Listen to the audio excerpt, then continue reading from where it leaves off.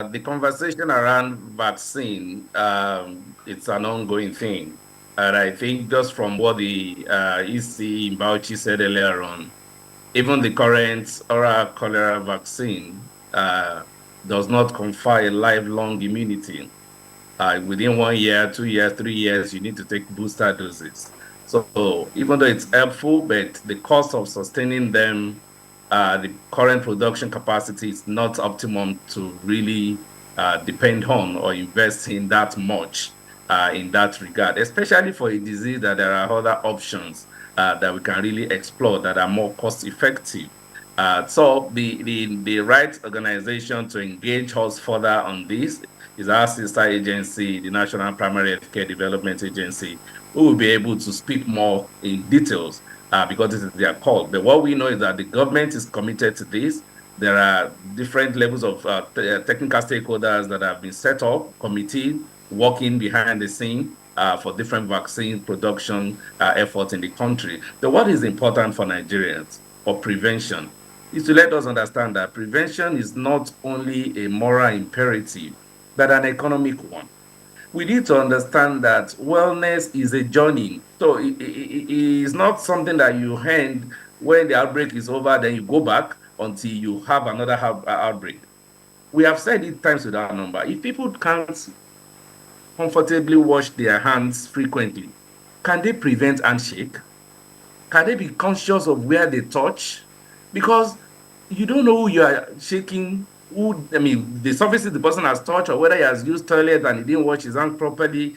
Can these things be reduced? I know there are cultural issues around this, but for a society like the other time we were talking about this disease being disease of the poor, how many people living in the slums can dig borehole, can ensure they have good access to healthcare services? So we cannot afford to complicate the already challenging economy by also allowing disease that is preventable to keep claiming our resources and even claiming life. So one, if it is possible, we may need to reduce handshake or conscious of where you touch if you know you don't have access to quickly wash your hands. But the most important thing is that as much as possible, get your hands washed with soap and water, as we have been saying.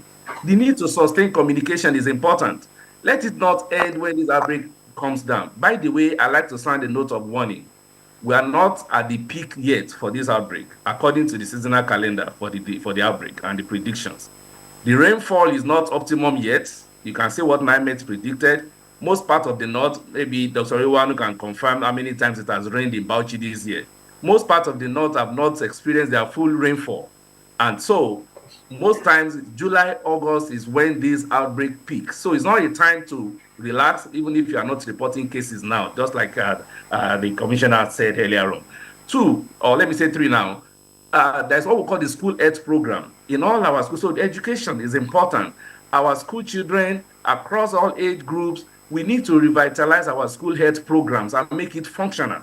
And this is a call to the state leadership to ensure that whatever happens at the school level, the students are educated and they also know how to take preventive measures, including the hard. If the children are educated, they can even educate their parents. The issue of hygiene, this is not a time to throw waste indiscriminately, because this waste will clog the drainages and you are not cleaning them. So when the sewages are blocked, the septic tank are being, some are building their septic tank close to water sources.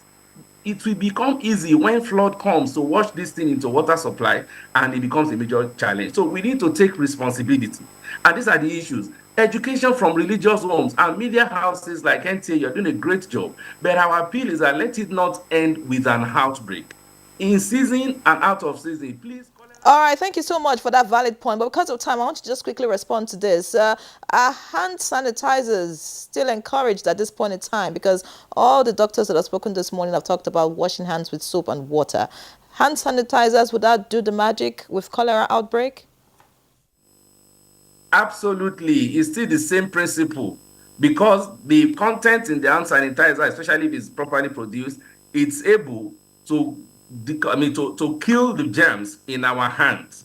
That content is enough to kill the germs. The whole idea is that what the soap will do is what the hand sanitizers will do. But if you cannot afford hand sanitizers, please use soap and water. But hand sanitizer is equally effective. Some have even argued that it's more effective. But we know our people, when they hear about something now, they start increasing the prices. And that's another challenge we have faced. when they know that something is required to help prevent disease, then the market forces will just spiral up and becomes challenging for common people to afford again.